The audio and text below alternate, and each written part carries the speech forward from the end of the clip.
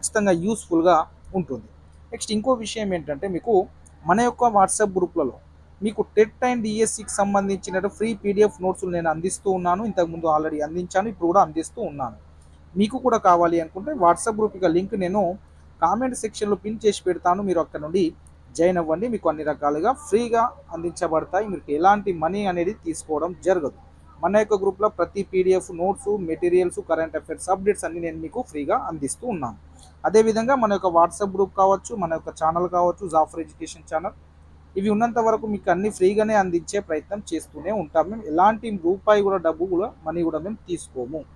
రెండో విషయం, మీరు చేయాల్సిందల్లా మన యొక్క జాఫర్ ఎడ్యుకేషన్ ఛానల్ని సబ్స్క్రైబ్ చేసుకోండి. సబ్స్క్రైబ్ చేసుకొని మన యొక్క వీడియోస్ని లైక్ చేసి మీ యొక్క సపోర్ట్ని మాకు అందించండి. నేను మీ దగ్గర నుండి ఆశించేది ఇది ఒకటే మిత్రమా, మీకు జాబ్ వచ్చేంత వరకు మేము అన్ని రకాల పీడిఎఫ్ నోట్స్లు మీకు నోట్స్ రాసి మీకు అందించే ప్రయత్నం చేస్తూనే ఉంటాం, అవి కూడా ఫ్రీగానే. రైట్, ఇక మనము క్లాస్లోకి అయితే వెళ్ళిపోదాము. ఇక్కడ మనము 2016 టెట్లో తెలుగు మెథడాలజీలో క్వశ్చన్స్ ఏ విధంగా వచ్చాయి చూద్దాం. 37వ ప్రశ్న చూడండి.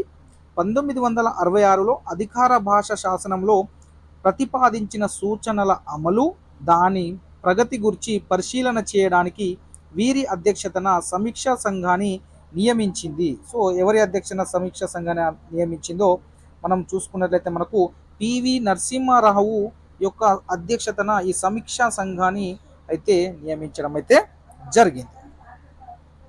నెక్స్ట్ 38వ ప్రశ్న చూడండి ఒకసారి. అంటే క్లియర్గా లేదు, నేను క్వశ్చన్ చదువుతున్నాను. 38 ధ్వనులకు మధ్య ఉచ్చారణలోని పోలికలు తేడాలు గ్రహించడం అనేది ఏమవుతుంది? సృజనాత్మకతన, పఠన నైపుణ్యమా, జ్ఞానమా, అవగాహన? సో విద్యార్థి ధ్వనులకు మధ్య ఉచ్చారణలో పోలికలు తేడాలు గ్రహిస్తున్నాడంటే ఆ విద్యార్థికి అవగాహన అయింది అని మనము గుర్తించాలి. సో మనకు సరైన సమాధానం అవగాహన అవుతుంది. నెక్స్ట్ 39వ ప్రశ్న. సో ఇది ఇంపార్టెంట్, మొన్న మీకు రీజన్ క్లాస్లో కూడా దీని గురించి చెప్పాను, 2016 టెట్లో వచ్చిందని. చూడండి, ఇక్కడ ఓ అనే అక్షరము స్థానకరణ ప్రయత్న భేదాలు అని ఇచ్చి దీంట్లో మనకు సరైన సమాధానాన్ని అడిగారు. సో దీంట్లో మనకు సరైన సమాధానము ఆప్షన్ 1 అవుతుంది. ఈషత్ సంవృతము, ఉత్తర స్వరము, కంఠ తాళవ్యము అనేది మనకు సరైన సమాధానము అవుతుంది. సారీ, దీంట్లో మనకు ఓ అనే అక్షరము స్థానకరణ ప్రయత్న భేదాలు, దీంట్లో సరైన సమాధానం మనకు ఆప్షన్ 4 అవుతుంది. Option 4 is the right answer అవుతుంది. ఈషత్ సంవృతము, ఉత్తర స్వరము, కంఠోష్టము అనేది మనకు సరైన సమాధానం అవుతుంది. సారీ, నేను ఫస్ట్ అని చెప్పాను, ఇది రాంగ్. మనకు సరైన సమాధానం ఓ అనే అక్షరం యొక్క స్థానకరణ ప్రయత్న భేదాలు ఈషత్ సంవృతము, ఉత్తర స్వరము, కంఠోష్టము అనేది వస్తుంది ఓ అనే అక్షరానికి. సో మనకు సరైన సమాధానము ఆప్షన్ 4 అయితే అవుతుంది. నెక్స్ట్ మనకు 40వ ప్రశ్న మనకు చూసుకున్నట్లయితే, కొందరు మాట్లాడేటప్పుడు మొదటగా నెమ్మదిగా మొదలుపెట్టి పోను వేగం ఎక్కువగా చేసి చివరలో అస్పష్టంగా అర్ధరహితంగా మాట్లాడతారు. సో ఇది మనకు తెలిసినటువంటి ఆన్సరే. So option 3 is the right answer. సమవేగ రాహిత్యం అంటారు, అట్లా మాట్లాడితే ఏమంటారు? సమవేగ రాహిత్యం అని మనం అయితే చెప్పడం జరుగుతుంది. నెక్స్ట్ 41వ ప్రశ్న.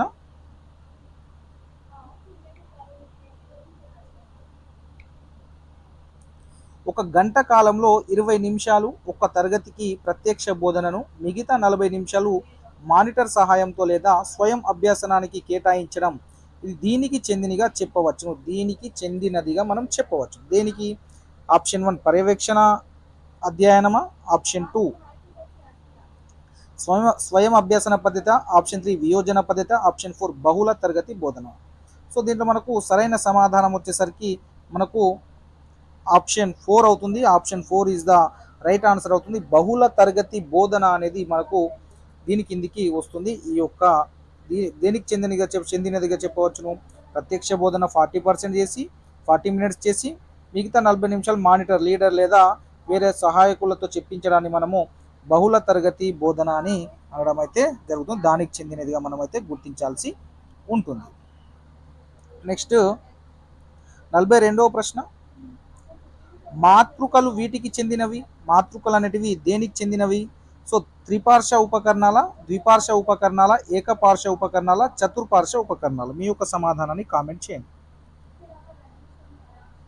రైట్. మనకు తెలిసినటువంటి విషయం మనకు మాతృకలు అనేటివి త్రిపార్శ ఉపకరణాలు. Option 1 is the right answer మనకు అవుతుంది. ఇది మనకు 2016 టెట్లో తెలుగులో వచ్చినటువంటి మెథడాలజీకి సంబంధించినటువంటి క్వశ్చన్స్. నెక్స్ట్ మనము 2016 మ్యాథ్స్ మెథడాలజీలో వచ్చినటువంటి ప్రశ్నల్ని మనం ఒకసారి చూద్దాం. ఇక్కడ చూసుకున్నట్లయితే మీకు ఫస్ట్ ప్రశ్న, రైట్, ఈ క్రింది వాణిలో వాక్యాలను అవి ఇవ్వబడిన క్రమంలోనే పరిశీలించండి. నేను ఈరోజు జన్మించకుంటే రేపు నీవు జన్మించవు, అందువల్ల రేపు నీవు జన్మించవు, వీటితో తార్కికంగా సరిపోయే వాక్యము ఏది అని అడగడం అయితే జరిగింది. మీ యొక్క సమాధానాన్ని మీరు కామెంట్ అయితే చేయండి. రైట్. దీంట్లో మనకు సరైన సమాధానం వచ్చేసరికి ఆప్షన్ 3 అవుతుంది. నేను ఈరోజు జన్మించలేదు అనేది సరైన సమాధానం మనకు అవుతుంది. మనకు option 3 is the right answer. Next 116వ ప్రశ్న, సూక్ష్మ బోధన వక్రంలో మొదటి సగంలో ఉండే 3 దశలు ఈ క్రింద చూపబడిన క్రమంలో ఉంటాయి. సో సూక్ష్మ బోధన చక్రంలో మొదటి సగంలో ఉండే 3 దశలు ఈ క్రింది చూపబడిన క్రమంలో ఉంటాయి. వీటిని క్రమ పద్ధతిలో మనము అమర్చాల్సి అయితే ఉంటుంది. సో మనకు దీంట్లో సరైన సమాధానము ఆప్షన్ 3 అవుతుంది. మనకు దీంట్లో సూక్ష్మ బోధనలో ఫస్ట్ పథక రచన ఉంటుంది, తర్వాత బోధన ఉంటుంది, తర్వాత పరిపుష్టి అనేది ఉంటుంది. మనకు సూక్ష్మ బోధన యొక్క వరుస క్రమం అనేది, చక్రం అనేది ఈ విధంగా అయితే కొనసాగుతుంది: పథక రచన, బోధన, పరిపుష్టి. నెక్స్ట్ మనకు 117వ ప్రశ్న, ఈ క్రింది ఒక్క నిమిషం, రైట్, ఇది 117వ ప్రశ్న క్లారిటీ లేదు. సో నెక్స్ట్ క్వశ్చన్ చూద్దామని 118వ ప్రశ్న. రైట్, 118వ ప్రశ్న, ఈ క్రింది పాదాలలో ఏది ఆర్యభట్యంలోని కాలమానాన్ని, గ్రహగతుల గురించిన వర్ణనలను కలిగి ఉంది అని అడగడం అయితే జరిగింది. మీ యొక్క సమాధానాన్ని మీరైతే కామెంట్ అయితే చేయండి. రైట్, మనకు సరైన సమాధానం వచ్చేసరికి మనకు ఆప్షన్ 1 ఇస్ ద మనకు రైట్ ఆన్సర్ అవుతుంది. కాలపాదానికి సంబంధించి మనకు సరైన సమాధానం అవుతుంది. ఈ క్రింది దాంట్లో ఏది కరెక్ట్ అంటే కాలపాదం అనేది ఆర్యభట్యంలోని కాలమానాన్ని మరి గ్రహగతులను గురించి వర్ణనలు కలిగి ఉన్నది ఏది అంటే కాలపాదం అనేది ఆ యొక్క వర్ణనలను, కాలమానాన్ని, గ్రహగతుల వర్ణనాన్ని కలిగి ఉన్నటువంటి ఏది అంటే కాలపాదము. నెక్స్ట్ మనకు 119వ ప్రశ్న,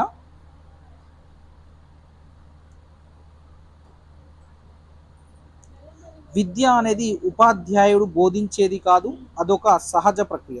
అది పరిసరాలు కలిగించే అనుభవాల వల్ల ఏర్పడుతుంది. ఈ భావనను వ్యక్తపరిచిన విద్యావేత్త పేరు అడిగారు. మీ యొక్క సమాధానాన్ని కామెంట్ చేయండి. రైట్, మనకు సరైన సమాధానం వచ్చేసరికి ఆప్షన్ 2 అవుతుంది. మాంటిసోరి గారు ఈ యొక్క వాక్యాలని చెప్పడం అయితే జరిగింది. పరిసరాలంటే మాంటిసోరి అని గుర్తుపెట్టుకోండి. నెక్స్ట్ 120వ ప్రశ్న,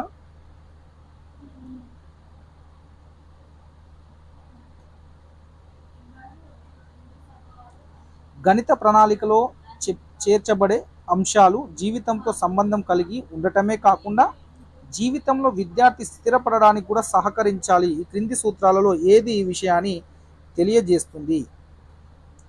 రైట్, మనకు దీంట్లో సరైన సమాధానం వచ్చేసరికి ఆప్షన్ 1 అవుతుంది. సన్నాహక సూత్రము మరియు సహసంబంధ సూత్రం అనేది సో గణిత ప్రణాళికలో చేర్చబడే అంశాలు అనేటివి జీవితంతో సంబంధం కలిగి ఉండడమే కాకుండా జీవితంలో విద్యార్థి స్థిరపడడానికి కూడా సహకరించాలి అంటే సన్నాహక సూత్రం మరియు అదేవిధంగా సహసంబంధ సూత్రానికి సంబంధించిందిగా మనము గుర్తించాల్సి అయితే ఉంటుంది.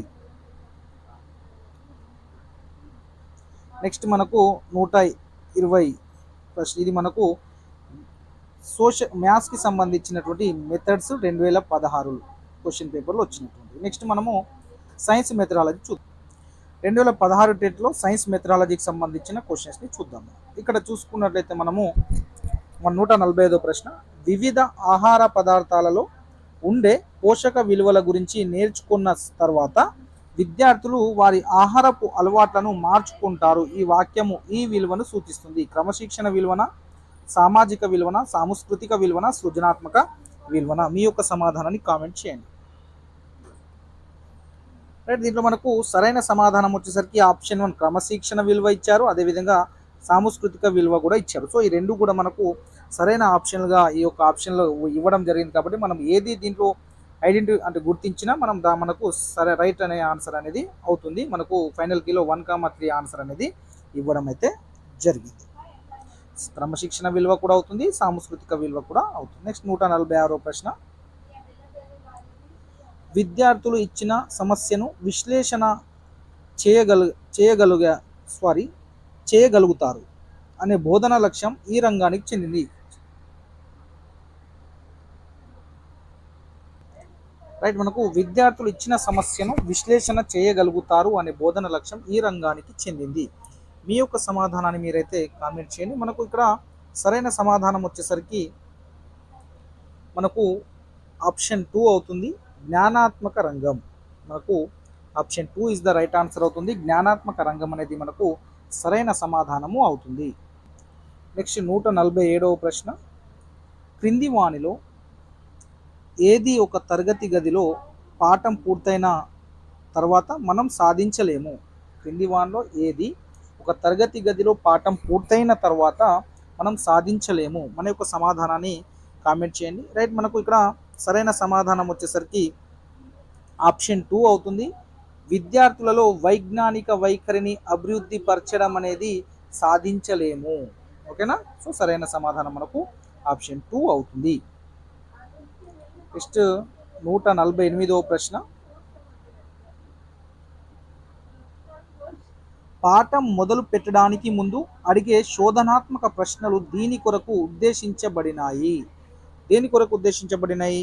మనకు సరైన సమాధానము ఆప్షన్ 4 అవుతుంది. చెప్పబోయే అంశము గురించి విద్యార్థిని నిశితంగా ఆలోచింపజేయడానికి ఉద్దేశించబడినవిగా మన యొక్క ప్రశ్నలు అనేటివి ఉండాలి. నెక్స్ట్ మనకు 149వ ప్రశ్న. 149వ ప్రశ్న చూసుకున్నట్లయితే మనకు స్వీయ అభ్యసనము దీని ద్వారా ప్రభావవంతంగా సాధించబడుతుంది. దీని ద్వారా సాధించబడుతుంది స్వీయ అభ్యసనం అనేది ప్రయోగశాలలో ప్రయోగం చేయడం ద్వారా స్వీయ అభ్యసనం అనేది ప్రభావవంతంగా సాధించబడుతుంది అనేది option 1 is the right answer అవుతుంది. నెక్స్ట్ మనకు 150వ ప్రశ్న. ఒక విషయంను నేర్చుకోవడంలో విద్యార్థికి అభ్యసన నిష్ఠతను కనుక్కోవడానికి ఈ నికషను వాడతారు. సో దీంట్లో మనకు ఫైనల్ కీలో యాడ్ స్కోర్ ఇవ్వడం జరిగింది. సో ఆప్షన్లు అనేటివి కరెక్ట్గా లేవని, కాబట్టి మనకు యాడ్ స్కోర్ అయితే రావడం జరిగింది 2016 టెట్లో. నెక్స్ట్ మనము 2017 టెట్లో వచ్చినటువంటి మెథడ్స్ని ఒకసారి చూద్దాం. నెక్స్ట్ మనకు 2017 టెట్లో వచ్చినటువంటి తెలుగు మెథడ్స్ క్వశ్చన్స్ని ఒకసారి మనము చూద్దాం. ఇక్కడ చూసుకున్నట్లయితే నెలవారీ నిర్వహించే 45వ ప్రశ్న చూడండి. నెలవారీ నిర్వహించే అదనపు కార్యక్రమాలు ఉండే ప్రణాళిక ఏది అని మనకు అడగడం అయితే జరిగింది. మనకు దీంట్లో సరైన సమాధానం వచ్చేసరికి option 1 is the right answer అవుతుంది. వార్షిక ప్రణాళికలో మనకు నెలవారీ నిర్వహించే అదనపు కార్యక్రమాలు అనేది వార్షిక ప్రణాళికలో ఉంటాయి. సరైన సమాధానము ఆప్షన్ 1 అవుతుంది. నెక్స్ట్ 46వ ప్రశ్న. నిరంతర సమగ్ర మూల్యాంకనము ఎక్కడ నిర్వహించబడుతుంది? మనకు నిరంతర సమగ్ర మూల్యాంకనం అనేది ఆప్షన్ 2 తరగతి లోపల బయట అనేది నిరంతర సమగ్ర మూల్యాంకనం అనేది మనకు నిర్వహించబడుతుంది. నెక్స్ట్ మనకు 47వ ప్రశ్న. ఆధునిక బోధన శాస్త్రాన్ని అనుసరించి ఉపాధ్యాయుడు ఈనాడు ఏ విధంగా ఉండాలి? రైట్, దీంట్లో మనకు సరైన సమాధానం వచ్చేసరికి సహాయకుడిగా ఉండాలి. అతనికి ఒక హెల్పర్గా మాత్రమే, సహాయకుడిగా మాత్రమే ఉపాధ్యాయుడు ఉండాలి. So option 1 is the right answer అవుతుంది. నెక్స్ట్ 48వ ప్రశ్న. పిల్లలు పరిశీలన శక్తిని పెంపొందింపజేసేందుకు ఉపకరించేవి ఏంటి? రైట్, దీంట్లో మనకు సరైన సమాధానం వచ్చేసరికి అభ్యసన సామాగ్రిని మనకు వాళ్ళ యొక్క పరిశీలన శక్తిని పెంపొందింపజేసేందుకు ఉపయోగపడేటివి ఏంటి అంటే అభ్యసన సామాగ్రి. Option 1 is the right answer. Next 49వ ప్రశ్న.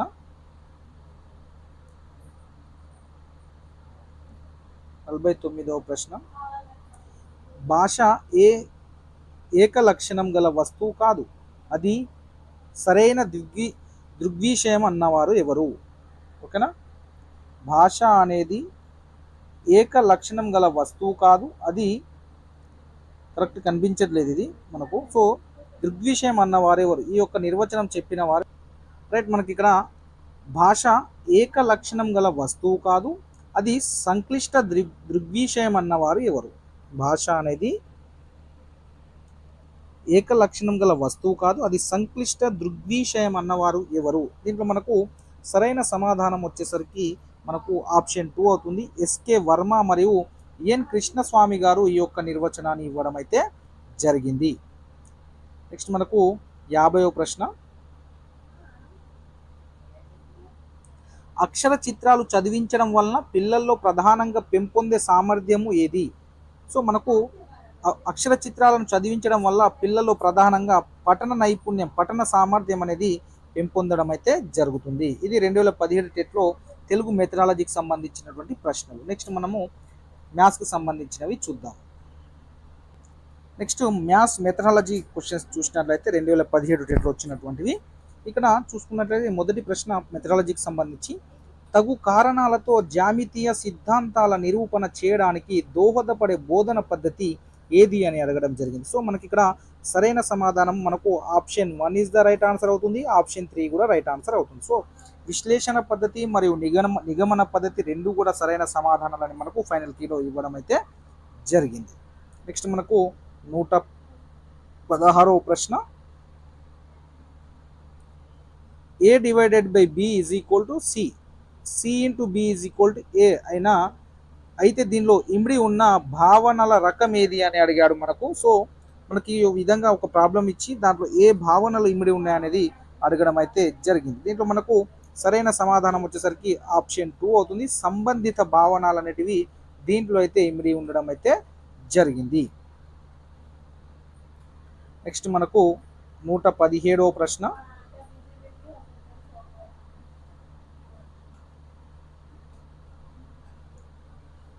విద్యార్థి ఒక సంఖ్యలోని చివరి అంకె 0, 2, 4, 6 లేదా 8 ఉన్న ఆ సంఖ్య 2చే నిశేషంగా భాగించబడుతుందని సాధారణీకరణిస్తే ఆ విద్యార్థి ఈ విద్యా ప్రమాణం సాధించినట్లవుతుంది. సో దీంట్లో మనకు సరైన సమాధానము ఆప్షన్ 3, కారణాలు చెప్పడము, నిరూపణలు చేయడం అనే ప్రమాణం, విద్యా ప్రమాణం సాధించినట్లు అవుతుంది. సో ఓకేనా. నెక్స్ట్ మనకు 118వ ప్రశ్న.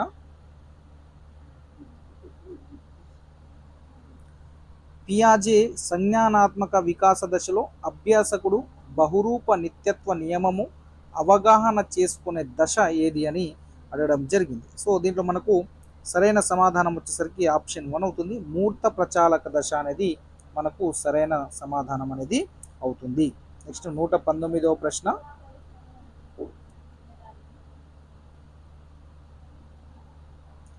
విద్యార్థులకు దశాంశ భిన్నాలు బోధించేటప్పుడు ఉపాధ్యాయుడు ఉపయోగించు మిక్కిలి అనువైన బోధన సామాగ్రి ఏది? సో దీంట్లో మనకు సరైన సమాధానం వచ్చేసరికి ఆప్షన్ 1 అవుతుంది. గ్రీడ్ పేపర్లు అనేటివి ఉపయోగించడం అనేది మిక్కిలి అనువైన బోధన సామాగ్రి అవుతుంది. దశాంశ భిన్నాలు బోధించేటప్పుడు గ్రీడ్ పేపర్ని మనము మన యొక్క ఇదే ఏమంటారు దీన్ని టీఎల్ఎంగా మనము వాడవచ్చును. నెక్స్ట్ 120వ ప్రశ్న, బోధన అభ్యసన సామాగ్రి అంటాం. నెక్స్ట్ 120వ ప్రశ్న చూసుకున్నట్లయితే,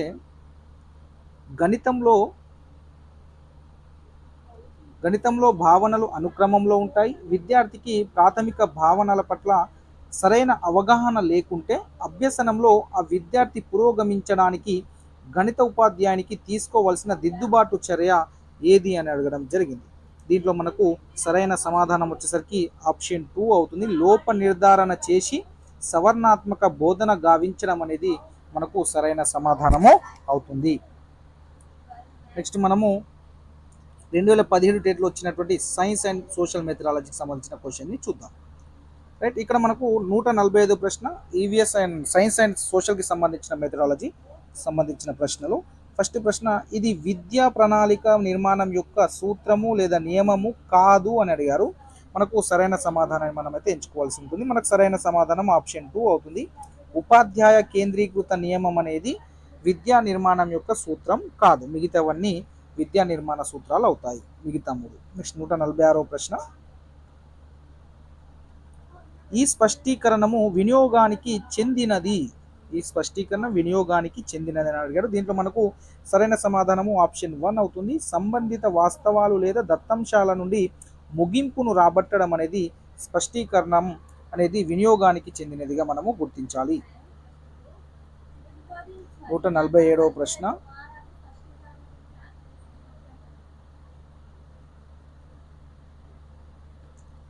విజ్ఞాన శాస్త్ర బోధన ఉద్దేశాలు మరియు లక్ష్యాలకు సంబంధించి సరికానిది అడిగారు. సో మన సరికాని దాన్ని మనము దీంట్లో ఎంచుకోవాల్సి అయితే ఉంటుంది. దీంట్లో మనకు సరైన సమాధానము వచ్చేసరికి 147వ ప్రశ్న. మనకు దీంట్లో సరైన సమాధానం వచ్చేసరికి ఆప్షన్ 2 అవుతుంది. Option 2 is the right answer అవుతుంది. ఉద్దేశము లక్ష్యాలుగా విభజింపబడకుండానే స్వల్పకాలంలో అధిక కృషితో సాధించడానికి వీలవుతుంది. సో ఇది మనకు సరికానిది అవుతుంది దీంట్లో. సో మనకు option 2 is the right answer అనేది అవుతుంది. ఇక్కడ చూసుకున్నట్లయితే చూడండి, సరికానిది అడిగారు. విజ్ఞాన బోధన శాస్త్ర ఉద్దేశాలు మరియు లక్ష్యాలకు సంబంధించి సరికానిది. దీంట్లో మనకు ఆప్షన్ 2 అనేది రైట్ ఆన్సర్ అవుతుంది. మిగతావన్నీ మనకు సరైనవిగా ఉన్నాయి. సో సరికానిది ఆప్షన్ 2 ఒకటే ఉంది కాబట్టి మనకు సరైన సమాధానము ఆప్షన్ 2 అవుతుంది. నెక్స్ట్ 148వ ప్రశ్న. ఈ మధ్య కాలంలో విద్యాశాఖ బోధనాభ్యసన ప్రక్రియలను బలోపేతం చేయడానికి ప్రవేశపెట్టినది ఏంటిది? 148 క్వశ్చన్. మనకు సరైన సమాధానము ఆప్షన్ 4 డిజిటల్ తరగతులను ప్రవేశపెట్టడం అయితే జరిగింది. నెక్స్ట్ 149వ ప్రశ్న. మట్టితో చేసిన మాణిక్యాలు అనే పాఠాన్ని బోధించుటకు ఉపయోగించే పద్ధతి ఏది? మనకు సరైన సమాధానము ఆప్షన్ 2 అవుతుంది. క్షేత్ర అధ్యయనము అనేది మనకు మట్టితో చేసే మాణిక్యాలకు సంబంధించి పాఠాన్ని బోధించుటకు ఉపయోగించే పద్ధతి ఏదంటే క్షేత్ర అధ్యయన పద్ధతి అనేది మనకు సరైన సమాధానము అవుతుంది. నెక్స్ట్ 150వ ప్రశ్న. బోధన అభ్యసన విధానంలో ఎల్లప్పుడూ దీనిపై దృష్టి కేంద్రీకరించాలి. దేనిపై దృష్టి కేంద్రీకరించాలి? మనము విద్యార్థి కేంద్రంగా, అంటే విద్యార్థి మీద మనకు దృష్టి అనేది ఉండాలి. మనకు సరైన సమాధానం ఆప్షన్ 2 అవుతుంది. ఇది 2017 టెట్కి సంబంధించి. నెక్స్ట్ 2022 టెట్లో తెలుగు మెథడాలజీ వచ్చినటువంటి ప్రశ్నలు ఒకసారి చూద్దాం. మనం ప్రామాణిక భాషా రూపం అనగా, దీంట్లో మనకు సరైన సమాధానం వచ్చేసరికి ఆప్షన్ 3 అవుతుంది. అధిక సంఖ్యాకులు వినియోగించే భాషా రూపమే మనకు ప్రామాణిక భాషా రూపంగా మనము తీసుకోవడము జరుగుతుంది. ఇది మనకు option 1 3 is the right answer అవుతుంది. నెక్స్ట్ మనకు 46వ ప్రశ్న.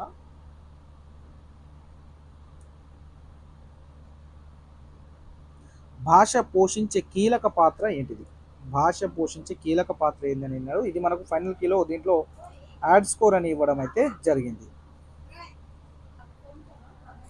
రైట్. నెక్స్ట్ మనకు 47వ ప్రశ్న ఒకసారి చూసినట్లయితే 47వ ప్రశ్న. భాషా నైపుణ్యాలలో మూడవది ఏది? భాషా నైపుణ్యాలలో మూడవది ఏది? దీంట్లో మనకు సరైన సమాధానము ఆప్షన్ 2 అవుతుంది. పఠనము అనేది భాషా నైపుణ్యాలలో మూడవదిగా మనము గుర్తించాల్సి అయితే ఉంటుంది. నెక్స్ట్ 48వ ప్రశ్న. వినడము, మాట్లాడడము సామర్థ్యాల అభివృద్ధికి కృత్యాలను క్రింది విధంగా నిర్వహించాలి. దీంట్లో మనకు సరైన సమాధానము ఆప్షన్ 2 అవుతుంది. పూర్తి తరగతి గది కృత్యంగా నిర్వహించాలి. పూర్తి తరగతి గది కృత్యంగా నిర్వహించడం అనేది మనకు వినడము, మాట్లాడడము సామర్థ్యాల అభివృద్ధికి కృత్యాలుగా మనము పూర్తి తరగతి గది కృత్యంగా నిర్వహిస్తే అది మనకు కరెక్ట్గా నిర్వహించినట్టు అవుతుంది. కాబట్టి మనకు సరైన సమాధానము ఆప్షన్ 2 అవుతుంది. నెక్స్ట్ 49వ ప్రశ్న.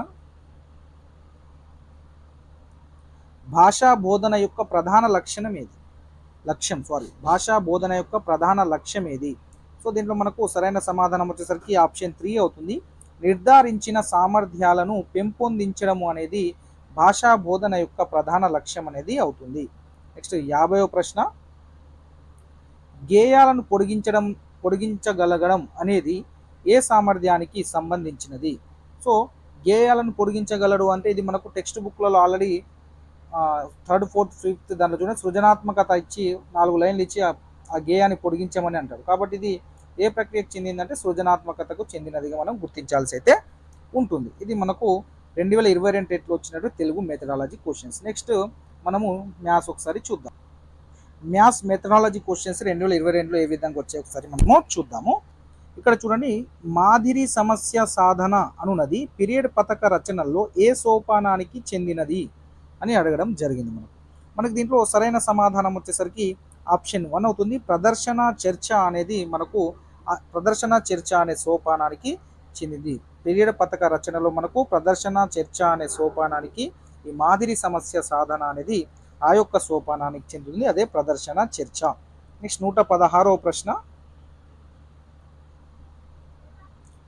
జామితీయ భావనల బోధనకు ఉపయోగించే పరికరము ఏది?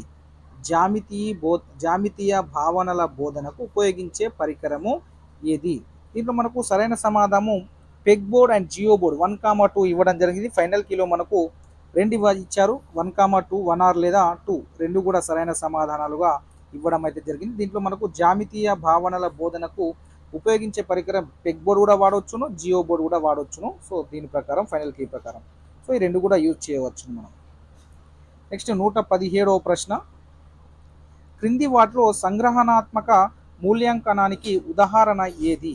సో దీంట్లో మనకు సరైన సమాధానము ఆప్షన్ 3 అవుతుంది. త్రైమాసిక పరీక్ష అనేది సంగ్రహణాత్మక మూల్యాంకనానికి ఉదాహరణగా మనమైతే చెప్పవచ్చును. నెక్స్ట్ 118వ ప్రశ్న,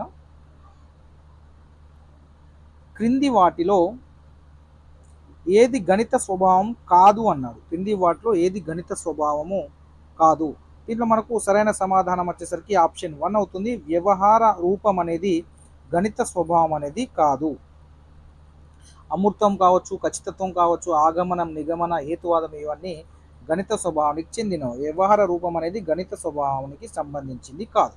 నెక్స్ట్ 119వ ప్రశ్న, మానవుడు తన నిత్య జీవిత సందర్భాలలో జనాభా లెక్కలు, భూమి వివరాలు, ప్రకృతి సంపద మొదలగు వివరాలు సేకరించడానికి గణితంపై ఆధారపడవలసి ఉంటుంది. అందువలన గణితం ఈ విలువలను కలిగి ఉన్నది. సో గణితం అనేది ఏ విలువలని కలిగి ఉన్నదంటే option 3 is the right answer. సమాచార విలువలను కలిగి ఉన్నట్టు మనము గుర్తించాలి. నెక్స్ట్ 120వ ప్రశ్న, సూత్రీకరణాలను సరిచూడడానికి ఉపయోగపడే బోధన పద్ధతి ఏది?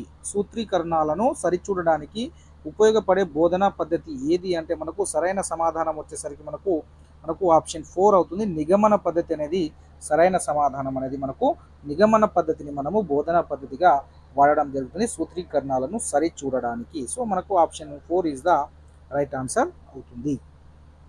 ఇది 2022 టెట్లో మ్యాథ్స్కి సంబంధించినటువంటి టెట్లో వచ్చినటువంటి ప్రీవియస్ క్వశ్చన్స్. నెక్స్ట్ మనము సైన్స్కి సంబంధించినటువంటి క్వశ్చన్స్ని చూద్దాం. సైన్స్ అండ్ సోషల్ మెథడాలజీకి సంబంధించినటువంటి క్వశ్చన్స్ని చూద్దాము. ఇక్కడ చూడండి, నిరంతర సమగ్ర మూల్యాంకన లక్ష్యాలకు సంబంధించి క్రింది వాటిలో సరైనది కానిది అన్నాడు. సరైనది కానిది అడిగాడు. దీంట్లో మనకు సరైన సమాధానం వచ్చేసరికి ఆప్షన్ 4 అవుతుంది. స్వీయ మూల్యాంకనానికి అవకాశం ఇవ్వకూడదు అన్నాడు కదా. సో ఇది మనకు సరి అయినది కానిది సిసి ప్రకారం. So option 4 is the right answer. Next 145 అయినాక 146 146వ ప్రశ్న చూసినట్లయితే, బాలల హక్కులు అను పాఠమును విన్న తర్వాత ఒక 5వ తరగతి విద్యార్థి బాలల హక్కుల గురించి తన సొంత మాటలలో స్పష్టంగా చెప్పగలుగుతానున్నది ఈ విద్యా ప్రమాణమును సాధించుటకు ఉద్దేశించబడినది. అంటే ఇక్కడ మనకు ఆల్రెడీ మనము చెప్పుకున్నాము. 146వ ప్రశ్న మనకు సరైన సమాధానం వచ్చేసరికి మళ్ళొకసారి చెప్తున్నాను వినండి. బాలల హక్కులు అను పాఠమును విన్న తర్వాత ఒక 5వ తరగతి విద్యార్థి బాలల హక్కుల గురించి తన సొంత మాటలలో స్పష్టంగా చెప్పగలుగుట అనేది ఈ విద్యా ప్రమాణాన్ని సాధించినట్టు విషయ అవగాహన అనే విద్యా ప్రమాణాన్ని ఆ విద్యార్థి సాధించినట్టు. నెక్స్ట్ 147వ ప్రశ్న,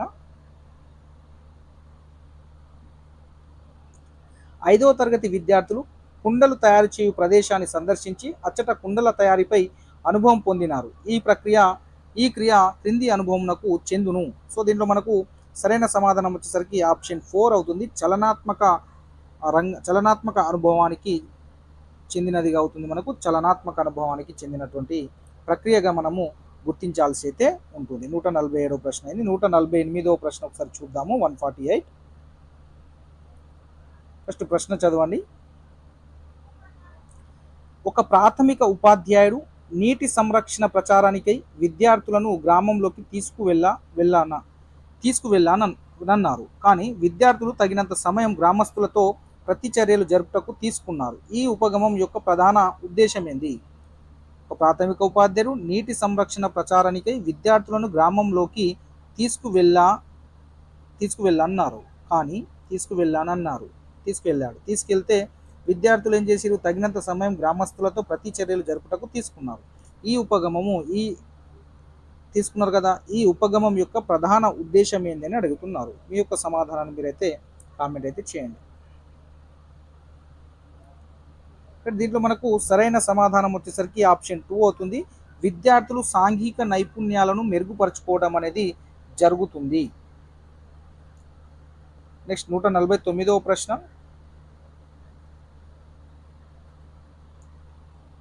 నీటి కాలుష్యం ఆధారంగా గల సమీక్షల ప్రాజెక్టు పనిని పూర్తి చేయుటకు సహాయపడే వనరు లేవు. నీటి కాలుష్యం ఆధారంగా సమీక్షల ప్రాజెక్టు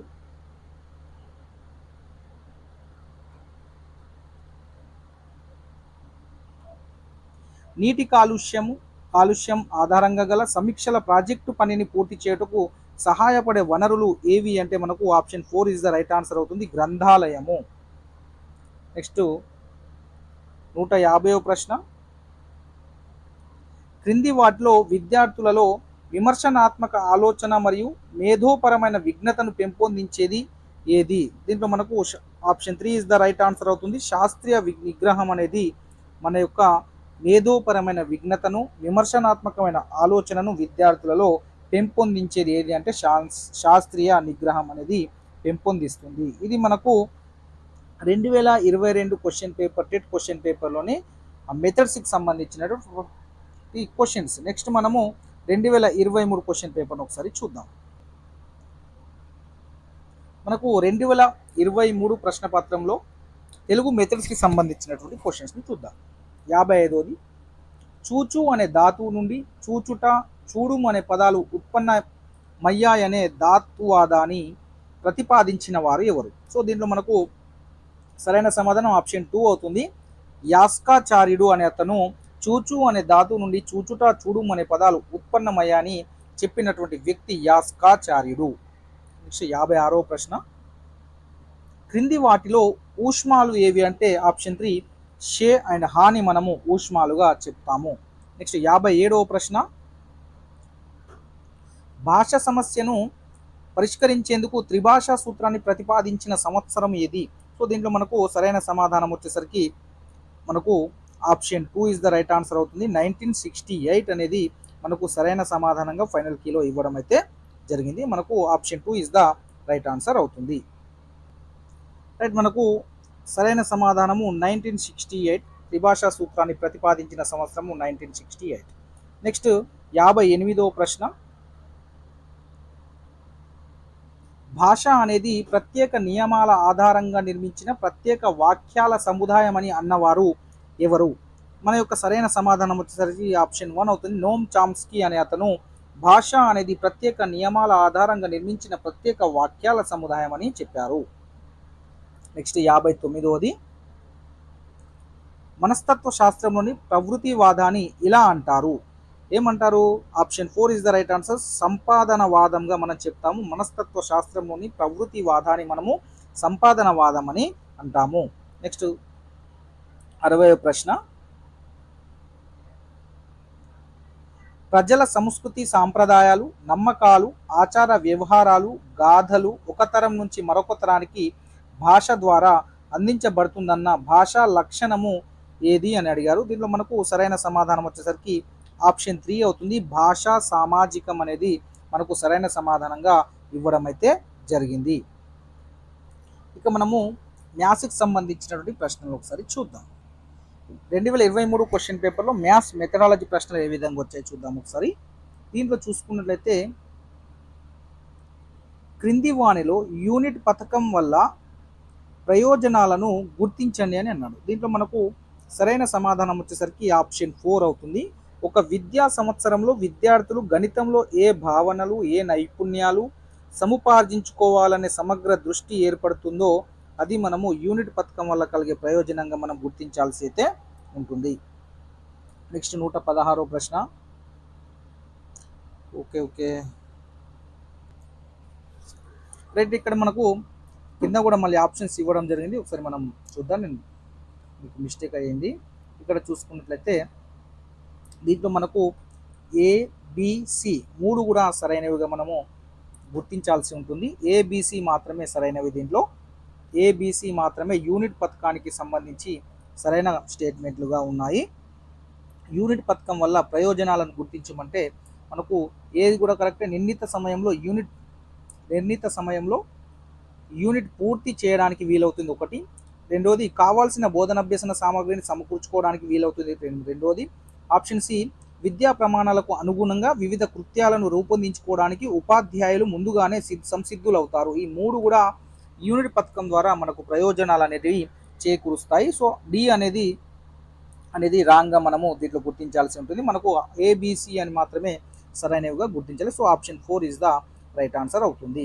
నెక్స్ట్ 116వ ప్రశ్న.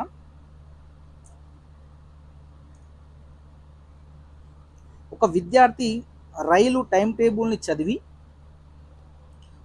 ఏ రైలు ఎప్పుడు వస్తుందో చెప్పగలిగాడు. ఇది సాధారణీకరణ, గణితీకరణ, సమయపాలన, పరిమాణీకరణ? ఈ యొక్క సమాధానాన్ని కామెంట్ చేయండి. రైట్. దీంట్లో మనకు సరైన సమాధానం వచ్చేసరికి ఆప్షన్ 2 అవుతుంది. గణితీకరణ అనేది సరైన సమాధానము అవుతుంది. నెక్స్ట్ 117వ ప్రశ్న. ఒక విద్యార్థి ప్రామాణిక యూనిట్ సహాయంతో కొలత భావనను వివరించాడు. అయితే ఆ విద్యార్థి సాధించిన విద్యా ప్రమాణము ఏది? సో దీంట్లో మనకు సరైన సమాధానం వచ్చేసరికి ఆప్షన్ 1 అవుతుంది. వ్యక్తపరచడము. 118వ ప్రశ్న. I = PTR/100ను ఉత్పాదించండి. ఈ సమస్య బోధనకు అత్యంత అనువైన పద్ధతి ఏది? మీ యొక్క సమాధానాన్ని మీరు కామెంట్ అయితే చేయండి. రైట్. దీంట్లో మనకు సరైన సమాధానం వచ్చేసరికి ఆప్షన్ 3 అవుతుంది. ఆగమన పద్ధతి అనేది సరైన పద్ధతిగా మనము దీనిలో గుర్తించాల్సి ఉంటుంది. నెక్స్ట్ 119వ ప్రశ్న.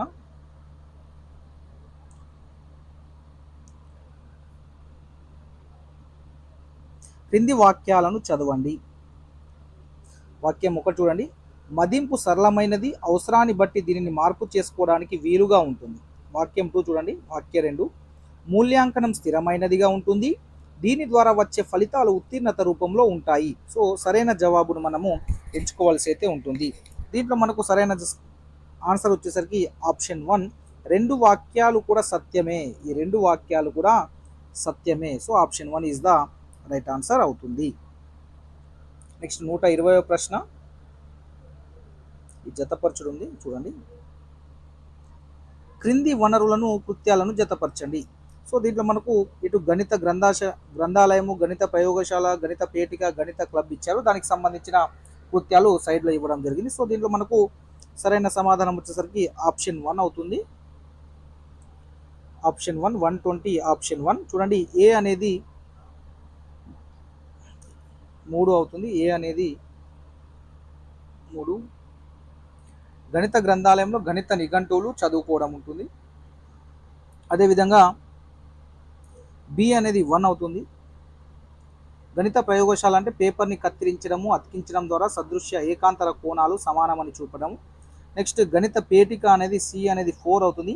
ఎక్కడికైనా తీసుకెళ్లి గణిత కృత్యాలు చేయడము. నెక్స్ట్ డి అనేది 2 అవుతుంది.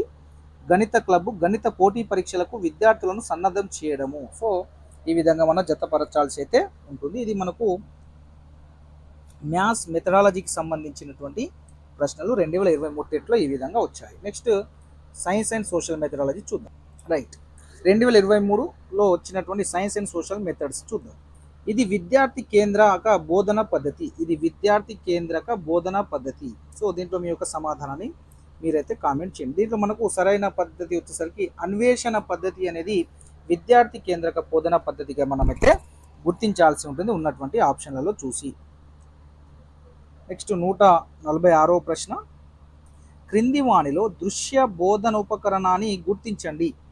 సో దీంట్లో మనకు సరైన సమాధానం ఆప్షన్ 4 అవుతుంది. ఫిలిం స్క్రిప్ట్ అనేది మనకు దృశ్య బోధనోపకరణంగా ఉపయోగించడం జరుగుతుంది. నెక్స్ట్ 147వ ప్రశ్న. ప్రాథమిక స్థాయిలో సాంఘిక శాస్త్రం, సామాన్య శాస్త్రాలను విడివిడిగా బోధించడానికి బదులు పరిసరాల విజ్ఞానం అను పేరుతో ఒక ప్రధాన విషయంగా బోధించబడాలని ప్రప్రథమంగా సూచించిన కమిటీ లేదా కమిషన్ ఏది అని అడగడం జరిగింది. సో దీంట్లో మీ యొక్క సమాధానాన్ని కామెంట్ చేయండి. సో మనకు సరైన సమాధానం వచ్చేసరికి ఆప్షన్ 4 అవుతుంది. ఈశ్వరీభాయ్ పటేల్ కమిటీ 1977 కమిటీ ఈ యొక్క ఈవీఎస్గా బోధించాలని ఫస్ట్ మనకు సూచించడం అయితే జరిగింది. నెక్స్ట్ 148వ ప్రశ్న. బోధనాభ్యసన ప్రక్రియ ప్రారంభించే ముందు విద్యార్థుల యొక్క సామర్థ్యాలను, బలహీనతలను తెలుసుకోవడానికి ఉపయోగించే మూల్యాంకనము ఏది? సో దీంట్లో మనకు సరైన సమాధానం వచ్చేసరికి ఆప్షన్ 3 అవుతుంది. లోప నిర్ధారణ మూల్యాంకనం అనేది మనకు సరైన సమాధానం అయితే అవుతుంది. నెక్స్ట్ 149వ ప్రశ్న. కారణాలు చెప్పుట మరియు లక్షణాల ఆధారంగా వర్గీకరించుట అను అభ్యసన సూచికలు ఈ విద్యా ప్రమాణానికి చెందినవి. సో మనకు విషయ అవగాహన విద్యా ప్రమాణానికి చెందినవిగా మనం గుర్తించాల్సి ఉంటుంది. 150వ ప్రశ్న. నిర్వహించుట మరియు కనుగొనుట అనునవి వరుసగా జ్ఞానాత్మక ప్రక్రియ పరిమాణంలోని సబ్ కేటగిరీలు. రైట్, దీంట్లో మనకు సరైన సమాధానము ఆప్షన్ 1 అవుతుంది. అన్వయించుట, గుర్తుకు తెచ్చుకొనుట, నిర్వహించుట మరియు కనుగొనుట అనునవి వరుసగా జ్ఞానాత్మక ప్రక్రియ పరిమాణంలోని సబ్ కేటగిరీలు ఏంటి అంటే అన్వయించుట మరియు గుర్తుకు తెచ్చుకొనుట. ఇది మనకు 2016, 2017, 2022, 2023 క్వశ్చన్ పేపర్లలో వచ్చినటువంటి మెథడ్స్కి సంబంధించినటువంటి తెలుగు, మ్యాథ్స్, అదేవిధంగా సైన్స్ అండ్ సోషల్ మెథడ్స్కి సంబంధించినటువంటి ప్రశ్నలు అయితే ఈ విధంగా వచ్చాయి. మీరు తప్పకుండా మన యొక్క ఛానల్ని సబ్స్క్రైబ్ చేసుకోండి, మన యొక్క వీడియోస్ని లైక్ చేయండి, మీ యొక్క మిత్రులకు తప్పకుండా అయితే షేర్ చేసి మన యొక్క వీడియోస్కి అయితే సపోర్ట్గా అయితే అందించండి. Thank you so much.